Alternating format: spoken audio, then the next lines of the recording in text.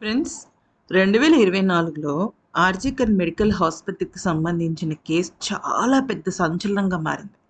ఒక అమ్మాయి normal middle class అమ్మాయి కష్టపడి చదువుకొని సీట్ తెచ్చుకొని గవర్నమెంట్ కాలేజ్‌లో తను పాపం డ్యూటీలో భాగంగా నైట్ షిఫ్ట్ చేస్తుంటే ఆ అమ్మాయిని చాలా దారుణంగా అసలు నా మాటలు కూడా రావట్లేదు. అంత దారుణమైన పరిస్థితికెళ్ళింది.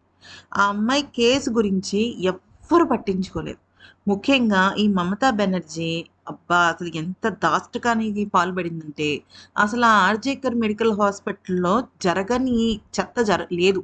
ఎందుకంటే శవాలతో కూడా శృంగారం చేస్తారు.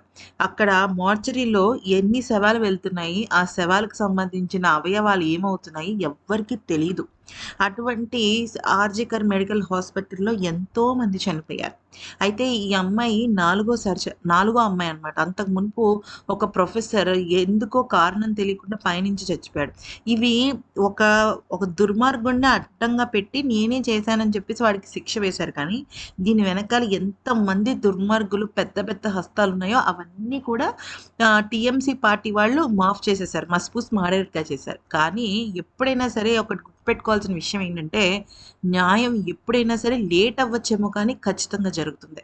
ఇప్పుడు అదే బాధితురాలి తల్లిగారైన రత్న గారు యునానిమస్‌గా గెలిచారనమాట. అద్భుతమైన మెజారిటీతో పనిహత్తిలో గెలిచారావిడ. గెలిచిన తర్వాత ఆవిడ మాట్లాడిన మాటలు నిజంగా గుండె తరుక్కుపోతాయండి. ఎందుకంటే గెలిచిన వెంటనే వాళ్ళ అమ్మాయి ఫోటో పట్టుకుని ఆవిడ ఏడ్చిన ఏడుపు నిజంగా ఎంత బాధగా అనిపిస్తుందంటే అంత బాధగా అనిపిస్తుంది. ఆవిడ ఒక్కటే మాట అన్నారు. చీఫ్ మినిస్టర్‌గా ఉన్నది ఒక మహిళ అయ్యుండి, ఇంకొక మహిళకి కనీసం న్యాయం చేయలేకపోయారు. అంటే ఇప్పుడు జరిగింది. ఆ హత్య జరిగింది. కనీసం అసలు సరైన దోషులెవరు అని కూడా కనిపెట్టలేకపోయారు. అయితే ఈవిడ ఒకటే మాటన్నారు. నా కూతురికి న్యాయం జరిగే వరకు నేనసలు తలే దువ్వుకోనని మంగమ్మ శపథం చేస్తున్నా నేను. అంతేకాదు నా కూతురి విషయంలో జరిగిన అన్యాయం మరి ఇంకెవ్వరి విషయంలో జరగకూడదు. నేను అసెంబ్లీలోకి అడుగుపెట్టిన తర్వాత మొట్టమొదటిగా నా కూతురు కేసునే నేను తీసుకుంటాను. ఎందుకంటే ఈ మే 14వ తేదీన హియరింగ్ ఉంది. Court hearing.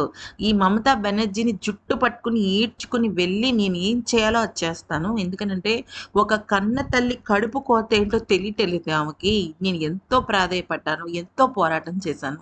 పోలీసుల దగ్గరికి వెళ్ళాను. కోర్టుల చుట్టూ తిరిగాను. కానీ నాకు న్యాయం లభించలేదు. ఇప్పుడు ఈ పరిణతి ప్రజలే నన్ను గెలిపించారు. నా కూతురికి న్యాయం జరగాలి అనుకున్న వాళ్ళందరూ నాకు ఓట్లు వేశారు. ప్రతి ఒక్కళ్ళకి నేను పేరు పేరున నమస్కారం చేస్తున్నాను. కానీ హంతకుల్ని మాత్రం వదిలిపెట్టేది లేదు అంటూ ఆవిడ మాట్లాడిన మాటలు నిజంగా చాలా ఎమోషనల్‌గా అనిపించాయి ఫ్రెండ్స్. నిజంగా ఇటువంటి దారుణాలు జరగకుండా వెంటనే వెస్ట్ బెంగాల్‌లో ఒక ఖచ్చితమైన శిక్షా స్మృతులు రావాల్సింది.